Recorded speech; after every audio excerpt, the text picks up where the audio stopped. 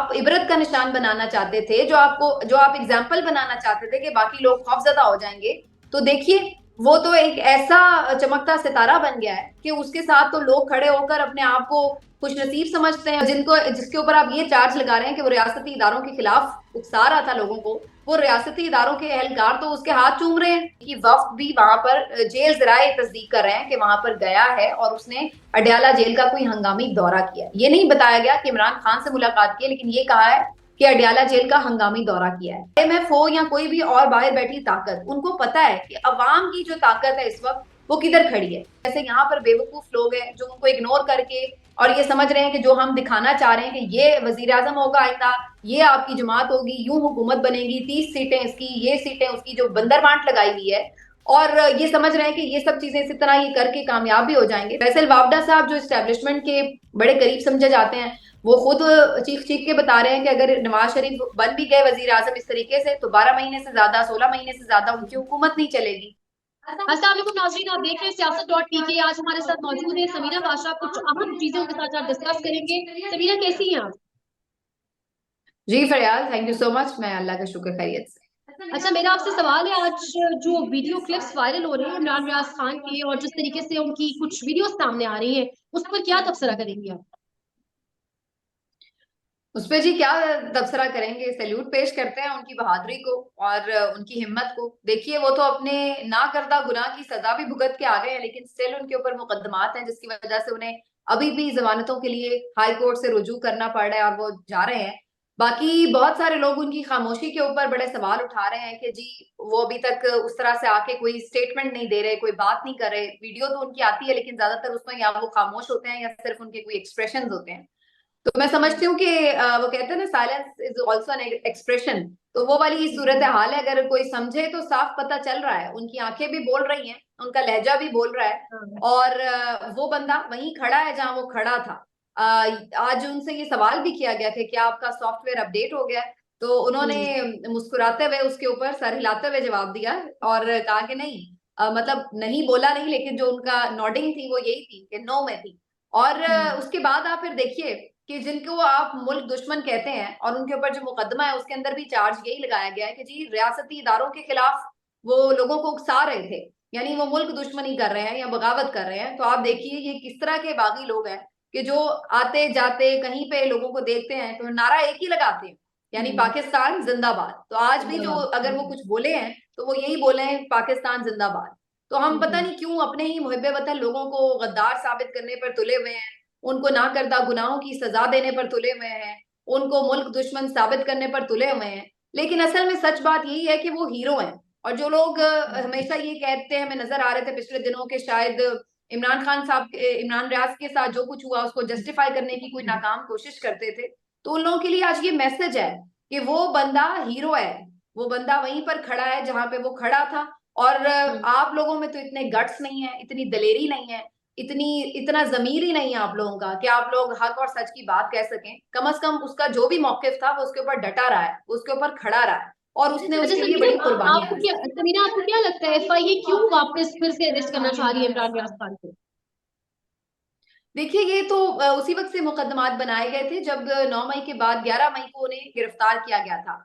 और बुनियादी तौर पर जाहिर है वो तो खुद लापता थे, तो उनके ऊपर तो प्रोसीडिंग्स तो कोई आगे चल नहीं रही थी। लेकिन अगेन ये एक प्रेशर टैक्टिक भी है दोबारा से इसमें जो प्रोसीडिंग का आगाज है उसकी।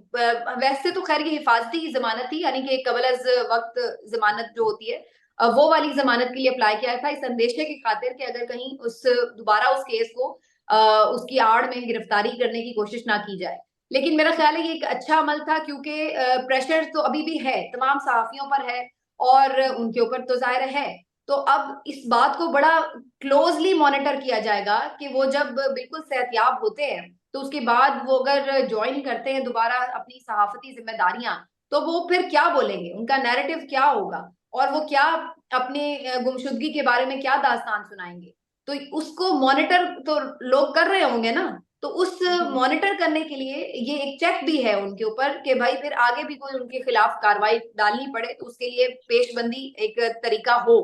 तो ये तो कोई ऐसी रॉकेट साइंस नहीं है समझना कि अभी फ्री तो वो हुए हैं, लेकिन क्या पूरी तरह सहाफत फ्री हो गई है? वो तो नहीं अभी हुई ना। वो तो हम सबको पता है कि जिस तरह की सहाफत हो रही है। तो इसलिए अभी प्रेशर्स तो हैं, कभी किसी के ऊपर किसी तरह के हैं, किसी के ऊपर किसी तरह के हैं, उनके ऊपर ज्यादा होंगे, इसलिए कि वो इस वक्त ज्यादा इंपॉर्टेंट पोजीशन पर हैं। उनका एक एक लफ्ज जो कहा हुआ होगा, वो आपको मालूम है कि मिलियन मिलियन लोग देखते हैं, और उसके बाद उसका एक इम्पैक्ट होता है। तो इस अच्छा, जिस तरह सूरत से आप हाल से जिससे वो गुजर के आए हैं, उसका इम्पैक्ट और भी ज्यादा हो जाएगा। समीना, जिस तरह से आपने देखा होगा पुलिस एहलकारों ने उनके हाथ चूमे और जिस तरह से सेल्फियां ली उनके साथ, तो इससे तो बड़ा कुछ गुस्सा नहीं आएगा कुछ लोगों को? इस पर क्या कहेगी आप? ये बेसिकली वही जवाब है फरियाल, कि जिसको आप ये साबित करना चाह रहे हैं कि वो मुल्क दुश्मन है, लोग उससे नफरत करें, तो लोग तो उससे मोहब्बत कर रहे हैं भाई। लोग जिनको जिसके ऊपर आप ये चार्ज लगा रहे हैं कि वो रियासती इदारों के खिलाफ उकसा रहा था लोगों को, वो रियासती इदारों के एहलकार तो उसके हाथ चूम रहे हैं, वो तो उनके खिलाफ उनके साथ सेल्फियां बना रहे हैं, वो तो उसके साथ बगलगीर हो रहे हैं, गले लग रहे हैं, और उसको छू छू के देख रहे हैं, उससे मिलकर खुश हो रहे हैं, उससे मोहब्बत का अकीदत का इजहार कर रहे हैं। तो वो तमाम लोग जो ये समझते थे कि कुछ सॉफ्टवेयर अपडेट हो जाते हैं, या वो तमाम लोग जो ये समझते थे कि अपने मौकिफ पे खड़ा होना तो बेकार की एक कोई इन्होंने अपने लिए चूज किया ऑप्शन, उन सबको ये जवाब है बेसिकली, कि जो आप इबरत का निशान बनाना चाहते थे, जो आप एग्जाम्पल बनाना चाहते थे कि बाकी लोग खौफजदा हो जाएंगे, तो देखिए वो तो एक ऐसा चमकता सितारा बन गया है कि उसके साथ तो लोग खड़े होकर अपने आप को खुश नसीब समझते हैं, उसके साथ सेल्फियां बनवा रहे हैं। तो वो आपका तो वो जो कोशिश थी जिसके लिए आपने सब किया, वो तो मकसद फौत हो गया आपका, तो वो तो आज भी हीरो है। अच्छा, chief justice Islamabad high court का जो एक रिवायती तरीका कार है और फिर आज दोबारा अदम एतमाद का इजहार हो गया है इमरान खान की जानिब से भी और बुशरा बेगम की जानिब से भी, उनके वकीलों की जानिब से भी, यानी उनकी लीगल टीम की जानिब से भी। तो इस पर उन्होंने भी आगे से कहा कि नहीं, केसेस तो मैं ही सुनूंगा। तो इस पर क्या कहेंगी आप? इस पर यही कहेंगे कि भाई जो चाहे आपका हुस्न करिश्मा साज करे, वो केसेस क्यों सुन रहे हैं वो सबको पता है। वो वहां पर क्यों बैठे हुए हैं, हर केस जो इमरान खान के खिलाफ आता है ना वो सिर्फ सुनते हैं, बल्कि उसमें जितना ज्यादा वो इमरान खान के केस को नुकसान पहुंचा सकते हैं वो भी पहुंचाते हैं। आप देखिए, अव्वल तो केस लगाते ही अपनी अदालत में, फिर उस केस की जल्दी समाअत फिक्स नहीं करते, फिर फिक्स हो जाए तो उसमें ताखीरी हरबे, जो उनको अगर फायदा जिससे पहुंचना हो तो इमरान खान को, तो उस वाले मामले पर ताखीरी हरबे पूरी तरह उनके लिए सहूलतकारी करते हैं। फिर उसके बाद अगर फैसला हो ही जाए या कोई एक सारा कंक्लूड हो जाए केस, तो फिर फैसला महफूज हो जाता है, और फिर वो फैसला इतने हफ्ते महफूज रहता है कि जब वो गैर मौसर हो जाता है फिर वो सुनाया जाता है, और फिर ये कह के सुना दिया जाता है कि भाई अब तो ये गैर मौसर हो चुका है।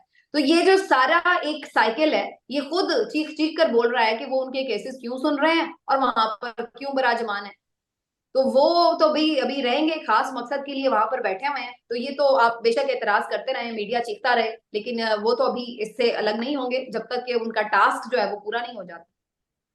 अच्छा, चौधरी परवेज अली साहब कह रहे हैं कि इमरान खान साहब जेल में मेरे साथ वाले सेल में मौजूद हैं और उनसे आईएमएफ के लोग मिलने आते हैं। तो ये आपके नजदीक आपको लगता है कि ये पॉसिबल हो सकता है? मतलब जिस जेल में चिड़िया भी पर नहीं मार सकती, वहां पर आईएमएफ के लोग वाकई मिलने जा रहे हैं इमरान खान साहब से?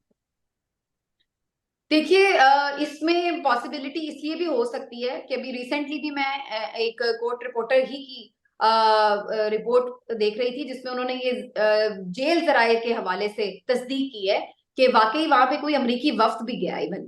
तो ये आज ही की, अभी थोड़ी देर पहले की भी खबर है कि अमरीकी वफ्द भी वहां पर जेल जराये तस्दीक कर रहे हैं कि वहां पर गया है और उसने अडयाला जेल का कोई हंगामी दौरा किया है। ये नहीं बताया गया कि इमरान खान से मुलाकात की है, लेकिन ये कहा है कि अडयाला जेल का हंगामी दौरा किया है। तो अब ये कोई समझना इतना मुश्किल तो नहीं है कि अमरीकी वफ्द को क्या पड़ी थी कि वो अडयाला जेल का दौरा करने जाए। दूसरी बात जो आपने बात की कि आईएमएफ का वफ्द मिलने आता है, या यूरोपीय यूनियन के आते हैं लोग उनसे मिलने के लिए, तो आईएमएफ का वफ्द तो आपको याद होगा जमान पार्क भी उनसे मिलने गया था, और उस वक्त भी उनके ऊपर केसेस भी थे। उस वक्त भी जो सिचुएशन थी वो यही थी कि जैसे हमें नजर आ रहा था कि इमरान खान साहब को पावर से तो दूर रखा जा रहा है, लेकिन इसके बावजूद भी आईएमएफ का वफ्द वहां उनसे मिलने गया, और जो उन्होंने एक स्टैंड बाय अरेंजमेंट करना था, अग्रीमेंट करना था हुकूमत के साथ, उसमें उन्होंने इमरान खान साहब से भी बात की उसके ऊपर, और उनका एक तरह से आप कह लें कि कॉन्सेंट भी लिया।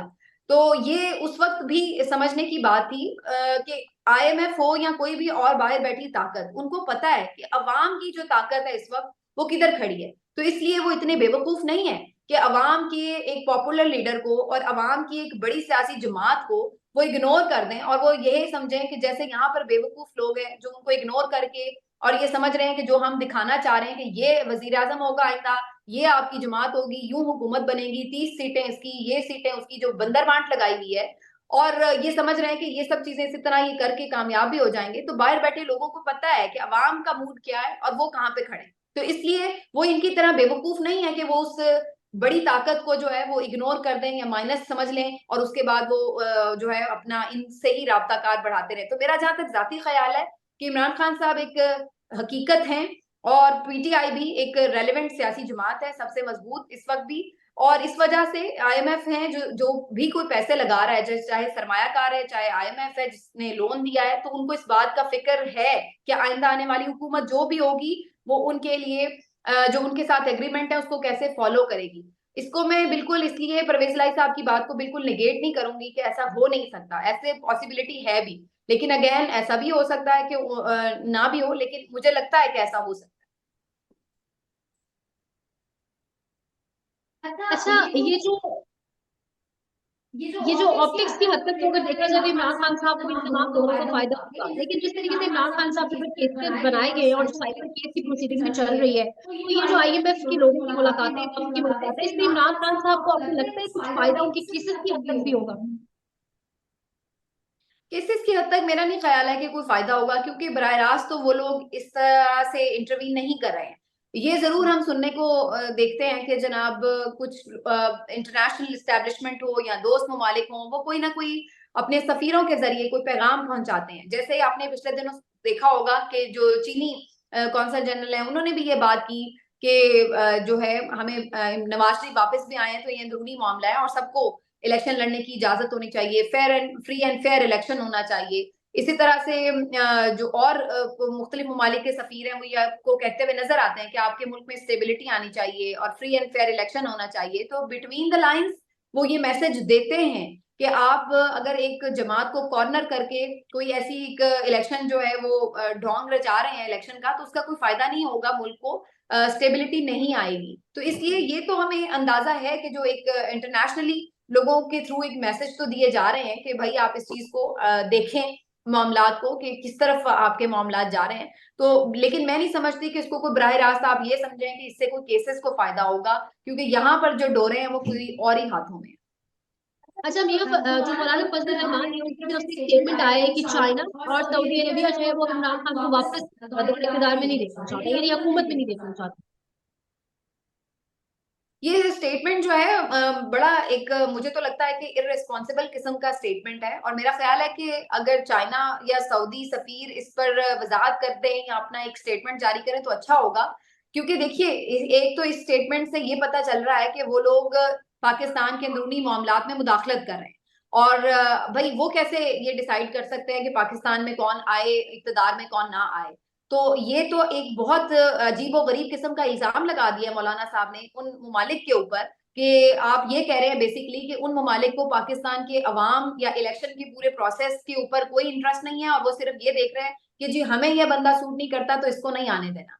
तो ये तो अजीब किस्म का इल्जाम लगा दिया मौलाना साहब ने। मेरा ख्याल है कि उन ममालिक के सफीर जो यहाँ पर हैं उन्हें इसके ऊपर वजाहत देनी चाहिए कि क्या वाकई ऐसा है, और अगर नहीं है तो इसकी तरदीद करनी चाहिए, ताकि मौलाना साहब को भी पता चले कि कोई गैर जिम्मेदाराना इस तरह की गुफ्तगू नहीं करनी है। बाकी मैंने तो आपको पहले ही बताया कि चाइना के सफीर की जो स्टेटमेंट थी अगर उसको आप देखें तो वो तो ये शो कर रहे हैं कि उन्हें तो इस चीज की फिक्र है कि पाकिस्तान में स्टेबिलिटी होनी चाहिए और फ्री एंड फेयर इलेक्शन हो। तो वो ऐसा क्यों कहेंगे कि भाई फलां बंदा ना आए और फलां शख्स ना आए।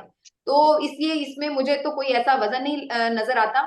ये मुझे लगता है कि सिर्फ उन्होंने एक सियासी जिसको कहते हैं कि सियासी बयान दिया है और उसमें सिर्फ ये तासुर देने की कोशिश की है कि जी इमरान खान जो है वो बाकी दोस्त ममालिक के लिए भी अनएक्सेप्टेबल। अच्छा, इस तरीके के इलेक्शन करवा के जिस तरह से तमाम सियासी जमातों बिलखुसूस नून लीग को बैक करके और एक सियासी जमात को साइडलाइन करके जो कोशिश की जा रही है इलेक्शन करवाने की, आपको लगता है कि ऐसे इलेक्शन के नतीजे में जो हुकूमत रहेगी वो एक ज्यादा साइड करके फिर उससे कुछ स्टेबिलिटी आएगी? बिल्कुल नहीं, मेरा ख्याल से अभी तो खैर ये भी कहना कबल अज वक्त है कि इसके नतीजे में जो हुकूमत आएगी वो वाकई जो हुकूमत प्लान की जा रही है उसी तरह की होगी। अभी तो ये देखना है कि अवाम ने 8 फरवरी को करना क्या है।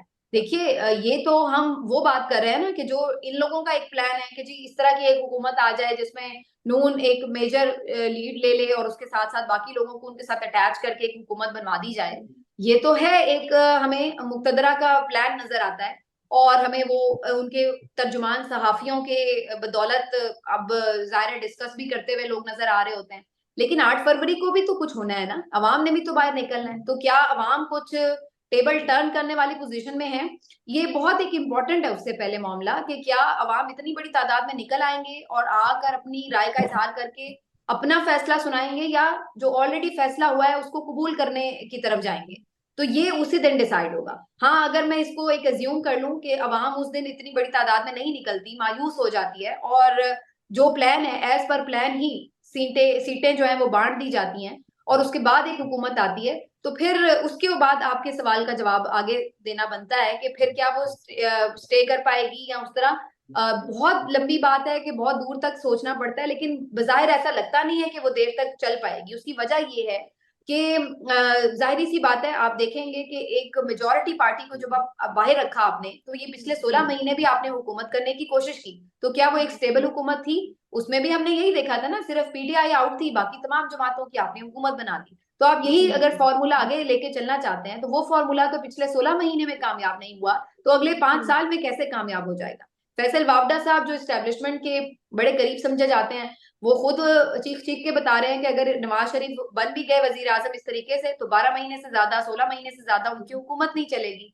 और फैसल वावडा साहब की पेशन गोई में अगर एक तरफ भी रख दूं, तो इसके अलावा भी जो माहिर मईशत हैं उनको आप देख लें, जो सियासी पंडित हैं उनसे आप देख लें। ऐसा हो नहीं सकता है कि मेजोरिटी को आप एक तरफ रखकर और अपने फैसले मुसल्लत कर लें और फिर आप सोचें कि जी अब सब कुछ अमन शांति से चलेगा। चला तो आप सकेंगे शायद, लेकिन वो पुरअमन नहीं होगा, वो स्टेबिलिटी नहीं होगी, उसमें रियल आपकी जो एक ग्रोथ है, तरक्की है मुल्क की, वो नहीं होगी। क्राइसिस वहां पर मौजूद रहेगा।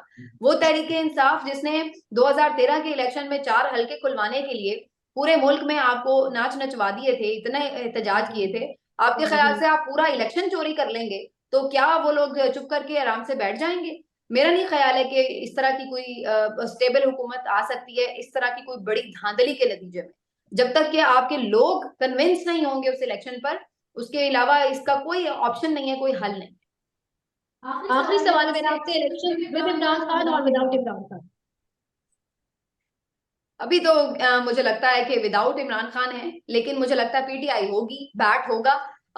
इमरान खान शायद इलेक्शन नहीं लड़ सकेंगे। इमरान खान इलेक्शन नहीं लड़ सकेंगे? हाँ, उनकी डिस्क्वालिफिकेशन नहीं अभी लग रही कि जा रही है।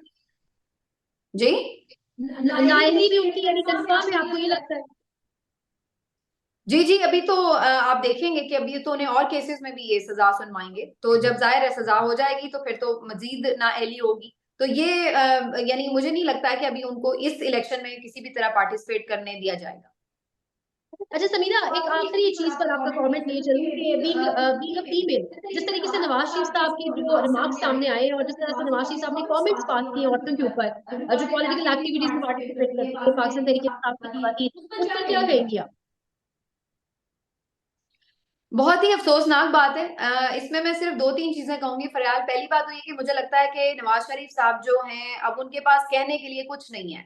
उनको समझ नहीं आ रहा कि उनका बयानिया है क्या। अब उन्हें मना कर दिया गया है कि आपने इस्टेब्लिशमेंट पर तनकीद नहीं करनी, पुरानी बातें नहीं करनी, तो फिर अब उनको जब आपने बाउंड कर दिया है तो उसके बाद अगली बात उनको करने के लिए है क्या, उन्हें समझ नहीं आ रहा। तो अब वो बेचारे बस कुछ कीमतें बता देते हैं कि मेरे दौर में ये इतने का था, ये इतने का था, लेकिन वो भी बेकार ही जाती है सारी गुफ्तगू। उसकी वजह ये कि 16 महीने में उन्हीं के भाई की हुकूमत को, जिसको वो खुद लीड कर रहे थे लंदन से, तो वो कीमतें कहाँ से कहाँ चली गई थी। तो अब उनके पास जब कुछ और नहीं है कहने को, तो बस वो फिर कभी कुछ कह रहे हैं, कभी कुछ कह रहे हैं। खवातीन पर उनके रिमार्क्स इंतहाई नामुनासिब थे, लेकिन ये कोई पहली दफा नहीं है, पहले भी वो इस किस्म की बात कर चुके हैं और पीएमएलएन के मुख्तलिफ लीडरान भी ऐसी हर्जा सराई कर चुके हैं खवातीन के ऊपर। और मैं समझती हूँ कि ये बहुत ही एक नाकिस किस्म की उनकी अगर एक स्ट्रैटेजी है कि बाय स्ट्रैटेजी वो इस तरह करते हैं, तो बहुत ही फजूल है। क्योंकि एक तो हम देखते हैं कि वैसे ही पाकिस्तान में जो खवातीन है वो पॉलिटिकली इतना ज्यादा मुतहरिक नहीं होती, अमली सियासत में तो बहुत ही दूर रहती हैं। अब हमने पीटीआई के बाद ये देखा कि बहुत ज्यादा बड़ी तादाद में खवातीन और आम खवातीन, घरेलू खवातीन जलसों में आने लगी और उन्होंने एक अमली पार्टिसिपेशन स्टार्ट की पाकिस्तान की पॉलिटिकल एक्टिविटीज में। लेकिन अनफॉर्चुनेटली जो ये 16 महीने में हुआ है, जिस तरह से खवातीन को कैद किया गया, उन पे मुकदमात बनाए गए हैं, उसके बाद तो बहुत डिस्करेज किया है आपने खवातीन को कि वो अब आइंदा सोचे ही ना कि वो पॉलिटिकल प्रोसेस का कोई हिस्सा बने। तो ये पूरा ही जो सारा सर्कल चला है, ये तो मुझे बहुत खवातीन के हिसाब से बहुत डिसअपॉइंटिंग लगता है कि जिस तरह से आपने उन्हें डिस्करेज किया है। लेकिन वी होप कि इसमें इंशाल्लाह ऐसी हमें खवातीन देखने को मिली हैं कारकुन, जैसे सनम जावेद हैं, तैयबा रायजा हैं, आलिया हमजा हैं, यास्मीन राशिद साहिबा हैं, जिन्होंने बहुत दलेराना तरीके से ये सब काट कर, बल्कि मर्दों से ज्यादा अच्छी जेल काटी है। और उससे तो मेरा ख्याल है बाकी जो खवातीन है उनका भी हौसला बढ़ा होगा। लेकिन जाहिर है आप जो आम खवातीन है वो बहुत इस बात से स्केयर फील करती हैं, और वो फिर सोचती हैं कि यार हमें इस तरह से पॉलिटिकली एक्टिव होना चाहिए अगर इतनी मुसीबतें, इतनी मुश्किलात झेलना पड़ती हैं। तो पाकिस्तान में खवातीन की जो पॉलिटिकल पार्टिसिपेशन है उसको डिस्करेज करने के लिए इस तरह की हरकतें अगेन, और फिर इस तरह के रिमार्क्स, ये सब बहुत डिसअपॉइंटिंग है। पाकिस्तान में इस वक्त सबसे बड़ा मसला बोलने का है। पाकिस्तान में बोलने नहीं दिया जाता, जुबानें खींच ली जाती हैं, डर है, खौफ है, टेरर है। पाकिस्तान का मीडिया मुकम्मल तौर पर कंट्रोल्ड है, वेल मैनेज्ड है, एक मैसिव सेंसरशिप है। इसी तरह का दबाव पाकिस्तान में siyaset.pk भी फेस कर रहा है, जिसे पाकिस्तान भर में गुज़श्ता कई महीनों से मावरा आइन, मावरा कवानीन मुकम्मल तौर पर बंद कर दिया गया है, मुकम्मल तौर पर बैन कर दिया गया है। siyaset.pk की नशरियात को लिमिटेड करके पाकिस्तान में छोड़ दिया गया है। तमाम तर कानूनी मुआवजे के ऊपर आवाज उठाई गई, दस्तक दी गई, लेकिन हर तरफ से खामोशी है, सन्नाटा है, कहीं पर कोई सुनवाई नहीं है, कोई सुनने को तैयार नहीं है। लेकिन इसका हल क्या है? क्या खामोश हो जाएं? क्या सवाल ना करें? क्या मालूमात आप तक ना पहुंचाएं? क्या इंफॉर्मेशन आप तक ना पहुंचाएं? मालूमात भी पहुंचेगी, इंफॉर्मेशन भी पहुंचेगी, सवालात भी उठेंगे, लेकिन अब आपने रोल प्ले करना है, आपने अपना किरदार अदा करना है। और छोटा सा एक प्रोसीजर है, प्रोसेस है, उसके बाद आप अपना किरदार अदा करें और हमारी मदद करें। पहले आपने यह करना है कि हमारे यूट्यूब चैनल को सब्सक्राइब करना है, उसके बाद ज्वाइन के बटन के ऊपर जाना है, क्लिक करके हमारा मेंबर बनना है। या फिर दूसरा ऑप्शन यह है कि आपने वीडियो की डिस्क्रिप्शन में जाना है, वहां पर पैट्रियन का लिंक मौजूद होगा, उस लिंक के ऊपर क्लिक करें और हमें सपोर्ट करें, हमारा हिस्सा बने, हमारी ताकत बने। ख्याल रखिएगा। अल्लाह हाफिज।